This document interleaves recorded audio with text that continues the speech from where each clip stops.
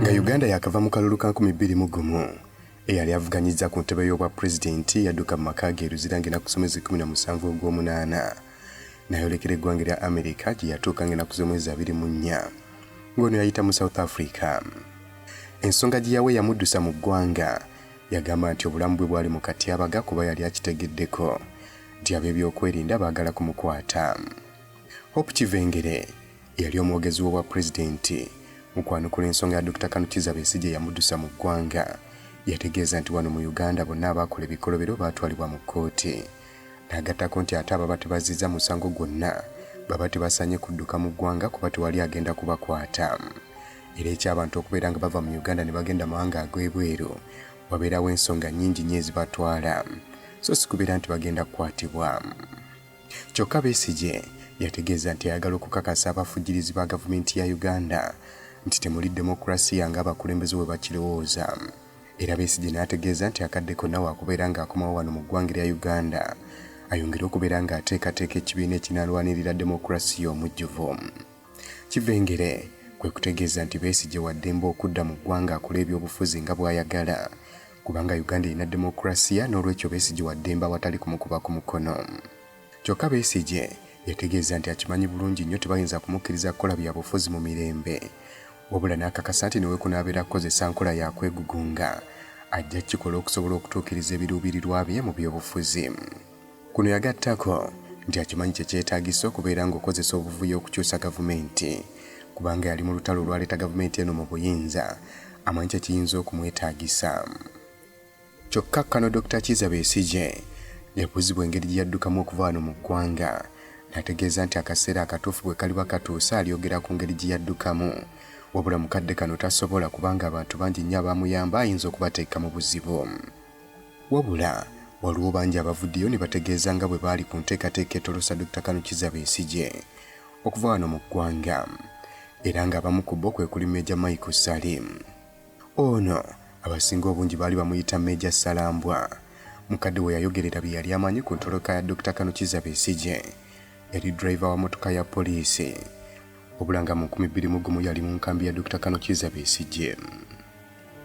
Wabula ono mu kubyogera yategeeza nga bw'atayagala bibeere nga bifulumizibwa abantu babitegeere ng'atya nti omukulembeze w'eggwanga biyinza okumunyiiza. Ono yategeeza nga bw'atayagala kwogera ku nsonga zino kubanga tayagala bifulume mu mawulire bitegeerekeke ng'akyali mulamu kuba biyinza okunyiiza abakulu.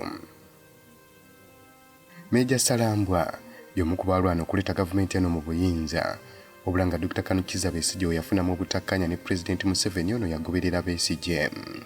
Akalulu ka 2021 ke kamu ku bukyasinze okuteeka Pulezidenti Museveni ku bunkenke era nga bwe kaggwa kaaleka abakulu bombi Museveni ne Besigye nga mu butuufu bakeeyasimula bugolo. Enkambi ya Museveni ebeera ejjaganya okubeera nga bawangudde kyokka ng'enkambi ya Dr. Kanukiza Besigye bo bali ku bunkenke nga byazunze edda nga bwe baagala okumukwata agulweko omusango gw'okulya mu nsi olukwe era nga Besigye ne banne bali mu nteekateeka kulaba ngeri Besigye gy'atolokamu mu ggwanga. Major Salambwa yategeeza nti baasooka ne bakuba pulaani nga Besigye waakuyita mu Eastern Uganda paka ku nsalo wabula ne bakizuula nti ebbanga ly'anaamala ng'atambula okuva e Kampala paka e Busia atuuke e Malaba bajja kuba bamukutte kuba yali alondoolwa nnyo. Olwo baasala amagezi amalala nga Besigye waakuyita Rwanda. Billahi minash shaitani rajim. Bismillahir rahmanir rahim. Assalamu alaikum wa rahmatullahi wa barakatuhu. Nze Haji Kaboggoza omusomi w'edduwa ntereeza ensonga z'amaka ebyenfuna n'endwadde ezitategeerekeka. Haji Kaboggoza omusomi w'edduwa nsiŋŋaanibwa Ekitigoma ku lw'Ejjinja. Bw'obanga otuuse Ekitigoma mu ttawuni ku siteegi osobola okuba ku nnamba z'essimu ezo z'olaba zitambula. Gwe wenna ali ewala oyinza okuyita ku mukutu gwaffe ogwa WhatsApp ku layini eyo eya MTN obudde bwonna mbeerako. Kyokka nakyo baagenda okukyekennenya nga kiyinza okubeera ekizibu kubanga mu kaseera ako enkolagana ya Uganda ne Rwanda yali si nnungi yadde n'akatono. Nga singa akwatibwa ng'agenda e Rwanda kijja kukozesebwa ng'obujulizi nti Besigye ddala mutuufu alina akakwate ku bibiina by'abatujju ebyali bimusibiddwako. Kinajjukirwa nti bino byonna nga tebinnabeerawo mu Julayi wa 2021 Pulezidenti Museveni yakuba olukuŋŋaana lw'abamawulire n'ategeeza nga Dr. Kanukiza Besigye, Kano Anthony Kyakabaale ne Kano Samson Mande bwe baali bakoze akabondo k'okumwamulako gavumenti akali kayitibwa People's Redemption Army. era ng'oluvannyuma lw'ebigambo ebyo Besigye naye yakuba olukuŋŋaana lw'abamawulire ebyogerwa n'abyegaana. Wabula Kano Mmande ng'asinziira mu buwaŋŋanguse yavaayo n'abaako by'ayogera ku nsonga eno. Era muno mwe yakakasiza nti ye yawa Besigye obukodyo obw'okutoloka ku b'ebyokwerinda, nti era obukodyo ayina bungi nga n'okubugababugaba bwe wabeerayo abwagadde. Kano Mmande yadduka mu Uganda bw'atyo n'agenda e Rwanda nga gye yava n'ayolekera mu Sweden gy'awangaalira. Kano Mmande yategeeza nti yeetaba mu nteekateeka ez'okutolosa Kano Dr. Kizza Besigye.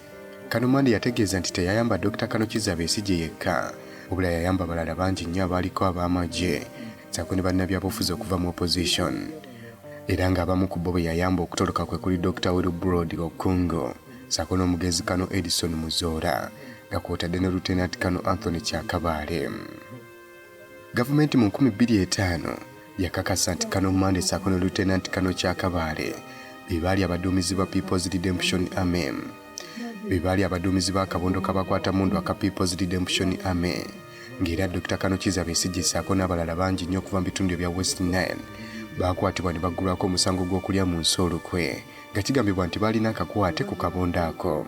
Kyokka oluvannyuma kkooti yejjereza Dr. Kano Kizza Besigye ssaako n'abalala, wabula nga abalala baavaayo ne basaba ekisonyiwo era ne bakkiriza nti baali mu kabondo ako. Kano Mmande okudduka ng'ayita Rwanda kyaleetera Uganda okulangirira Rwanda okubeera emu ku balabe baayo. Kano Mmande ono ye yadumira akabondo k'abamukwatammundu aka NRA akawamba tawuni y'eggulu ssaako n'ebitundu ebisinga eby'omu kitundu ekya Kyoli. Ono oluvannyuma yagenda ku training mu ggwanga lya Nigeria. Bwe yakomawo wano, ono baamufuula omuduumizi wa Senior Command and Staff College e Kimaka. Era wakati w'1989 ono yali omu ku baateekateeka okubeera ng'eggye lya NRA erifuulibwa UPDF. Era mu bigambo bye yategeeza nti kino yakikola okubeera nga NRA efuuka UPDF wakati mu kwongera okulaga President Museveni akimanye nti eggye lya UPDF lya bannayuganda so si lirye. Kano Mmande ono mu 1987 yafuuka liaison officer ne British Military Ivory Zone Training Team. Ono era yaliko chairman wa Military Court Martial ssaako n'ebifo ebirala byaweerezaamu. Wabula ng'ono yafuna obutakkanya ne gavumenti bwe baatandika okumuvunaana okubeera nti yeenyigira mirimu egyali gimenya amateeka ssaako n'okukozesa obubi ensimbi ezaali ziwerera ddala obukadde bwa $200. Era ng'ono omusango gwe gwatwala emyaka 5. Okuzzaayo ku Meeja Salambwa, ono yategeeza nti okuva ab'ebyokwerinda lwe baasikambula Dr. Kano Kizza Besigye okumujja ku nnyonyi eyali egenda e South Africa, kyeraga lwatu gye bali nti abantu baabwe bangi bagenda kukwatibwa batekebweko emisango egy'enjawulo. Era okuva olwo ab'ebyokwerinda baatandika okubalondoola. Nti era baali mu meeting Dr. Kano Kizza Besigye n'aleeta pulaani endala ey'okutolokamu okuva mu ggwanga lino. Ono yategeeza nga bw'agenda okukozesa Lake Victoria kubanga eri kumpi n'amaka ge, era nga tewali asobola kukirowoozaako nti ayinza okuyitaawo. Ono yategeeza nti baatandika okukola enteekateeka engeri gye bagenda okubeera nga basaabazaamu Dr. Kano Kizza Besigye okumuyisa ku mazzi, ng'era mu nteekateeka yaabwe tebeerabira nti abasirikale b'ekitongole ekya Uganda Revenue Authority babeerako ku mazzi nga balondoola. Era okumaliriza Meeja Salambwa ng'aleese pulaani enaasobola okubeera ng'ekukusa Dr. Kano Kizza Besigye. Era ono yaweebwa obuvunaanyizibwa okubeera ng'anoonya abalunnyanja abaali mikwano gye bye bagenda okukozesa. Meeja Salambwa agamba teyalonzalonza n'anoonya n'abanaamukolera eryato, nti era yagenda okutuuka nga waliwo eririwo, bw'atyo n'alisasula era n'abasuubiza okuddayo okulinona.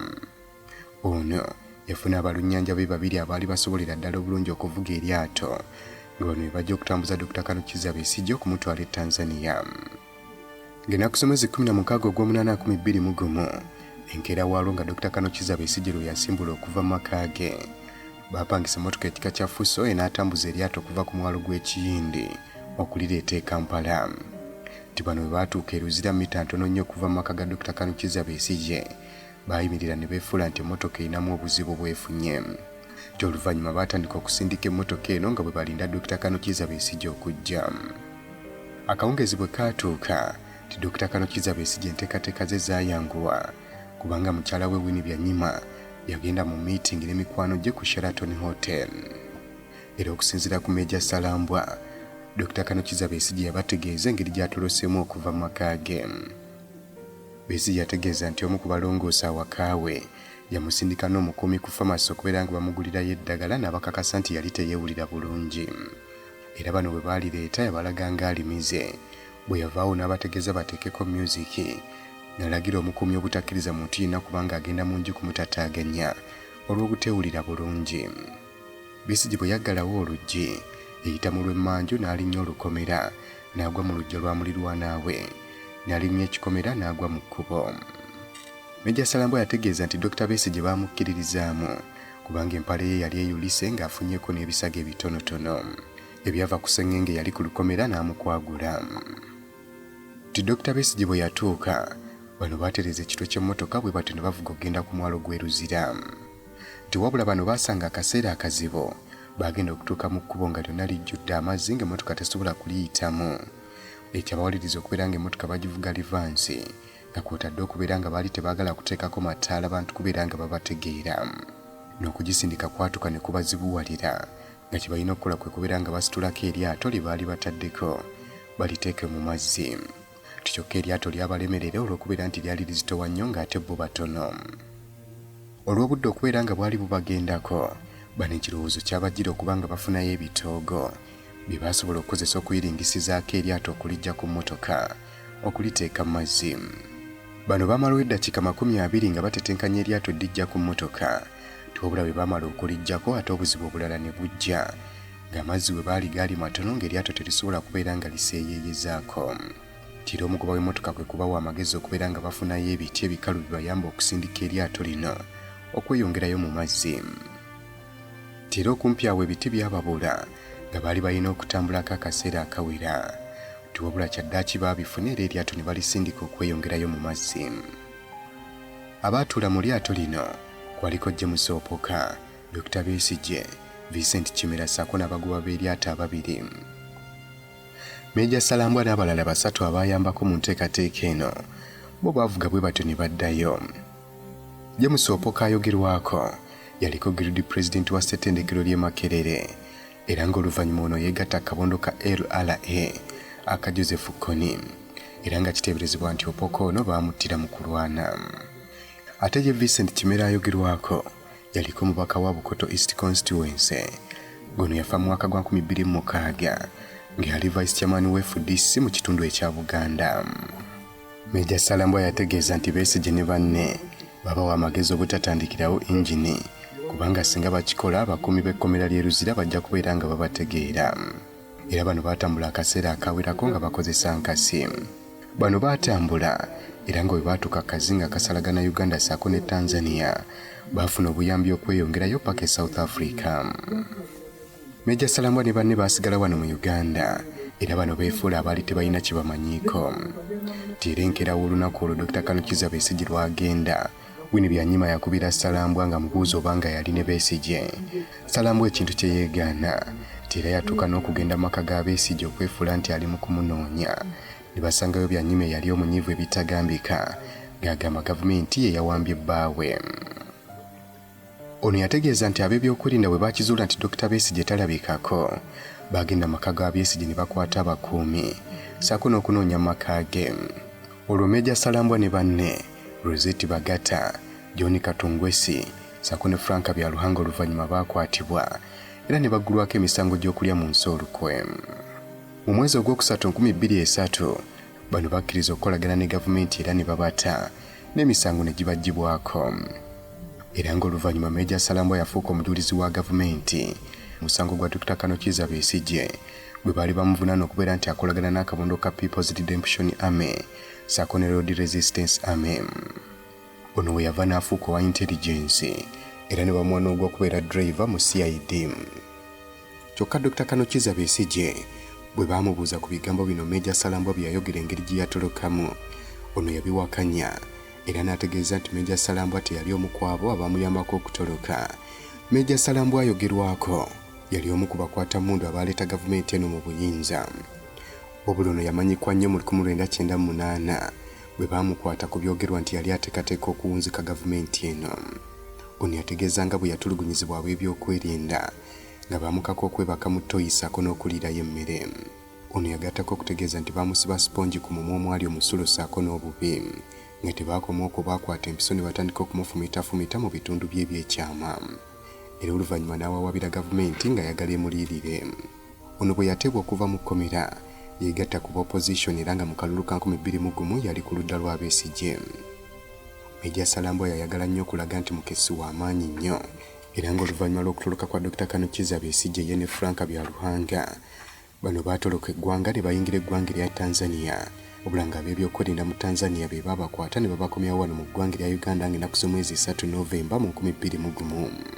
Nga wayise wiiki ng'emu ono yatwalibwa ku kkooti y'oku Buganda Road n'aggulwako emisango gy'okulya mu nsi olukwera n'asindikibwa ku kkomera ekigo mu disitulikiti y'e Wakiso. Ono yagezaako okubeera ng'afuna okweyimirirwa wabula ne bigaana. Kyesalawo okukola kwe kubeera ng'asaba akolagane ne gavumenti, ekintu ekyamuweebwa era n'afuuka omujulizi mu musango gwe bali bavunaana Dr. Besigye. Musajja mukulu ono yali alina katema gootalabanga ng'omulundi gumu yakwata yali ateeberezebwa okubeera omuli w'ebisiyaga n'amwambaza elementi ya bodaboda n'amuvuga paka ku kitebe kya CID nga tayagala bantu bamutegeere ssaako na bannamawulire kumukuba bifaananyi. Omulundi omulala ono yakwata omubbi n'amwambaza yunifoomu za poliisi asobole okubeera nga mutaasa ku bantu abaali baagala okumugajambula abaali wabweru wa poliisi okukira road. Era ng'omubbi olwamwambaza yunifoomu za poliisi yatambula bulungi nnyo n'afuluma n'ayita mu bantu wabweru nga tebamutegedde n'amutwala gye yali amutwala. Era ono mukadde ng'anaatera okufa yali yategeeza nga bwe yasiramuka era nga tayita ku muntu nga tamutooledde salaamu. Kyokka ono yafiira mu ssabo mu disitulikiti y'e Buyekwe gye yali agenze okujjanjabwa. Okuzzayo ku ntoloka Dr. Kizza Besigye waliwo abalala ababigereesa nti okusinziira ku kunoonyereza okulala okwakolebwa ab'ebyokwerinda baazuula emmotoka eyali eteeberezebwa okubeera nti Dr. Kizza Besigye gye yakozesa okuddukiramu. Ab'ebyokwerinda emmotoka eno baagisanga mu kitundu ky'e Kapchorwa mu buvanjuba bw'eggwanga ng'era kiteeberezebwa nti eno gyakozesa okutambula bwe yatuuka eyo n'asala n'ayingira Kenya. Kyokka Besigye bwe yali mu ggwanga erya Amerika yabuuzibwa ensonga lwaki alowooza ab'ebyokwerinda tebaagala kubeera ng'ava mu Uganda. Ola Besigye yayanukula nti naye tamanyi ensonga zonna zitegerera mikutu gy'amawulire oluvannyuma lw'ab'ebyokwerinda okubeera nga baamuyimiriza bwe yali ng'agenda e South Africa. Era ono yategeeza nti yali emabega w'enteekateeka zonna yali Lieutenant Colonel Nobo Mayombo. Era ng'okusinziira ku Dr. Kizza Besigye yategeeza nti byasoma mu mawulire byali biraga nti ab'ebyokwerinda batya nti singa anaafuluma eggwanga ajja kwenyigira mu nsonga z'okutataganya ebyokwerinda by'eggwanga. Kyokka Besigye n'ategeeza nti tewali muntu yenna yali amutuukiriddeko kumutegeeza nti waliwo ensobi yonna gye yakola. Besigye wabula yakakasa waliwo ebbaluwa emu eyamuweebwa yali eraga nti yawandiikiddwa ba ADF nga bagiwandiikira Besigye. Ebbaluwa eno yali yeebaza Dr. Kizza Besigye okubeera nti yakwata emmundu 2 n'aziwa aba ADF gattako okubeera nti bamwebaza okuteekawo enkolagana ennungi ne Sudan. Besigye yategeeza nti ebbaluwa eno yali ewandiikiddwa Kabanda omuduumizi wa ADF obula agamba yali talina muntu yenna gw'amanyi mu ADF ssaako okukolagana nabo. Kyokka Pulezidenti Museveni yayongera okukalambira nti lwaki Dr. Kizza Besigye yadduka mu ggwanga n'agenda mu ggwanga erya Amerika okubeera ng'asiiga ekifaananyi ekibi eggwanga lino. Yategeeza nti Besigye yekka si yali avuganya ku ntebe y'obukulembeze bw'eggwanga obula lwaki abalala bo baali tebadduse. Era n'ategeeza nti okudduka kwa Besigye kwali kulagira ddala nti oba oli awo alina kyakweka. Pulezidenti yategeeza tewaali ensonga yonna ya byabufuzi lwaki banoonya Dr. Kizza Besigye obula ensonga zaali zeekusa ku byokwerinda kubanga abamu ku bawagizi be baali banyigidde mu bikolwa ebyokwagala okumwamulako gavumenti nga bayita mu makubo agatali matuufu. Era abantu abo be baali badduse ne bayingira eggwanga erya Rwanda okwali Kano Mande ssaako n'abalala.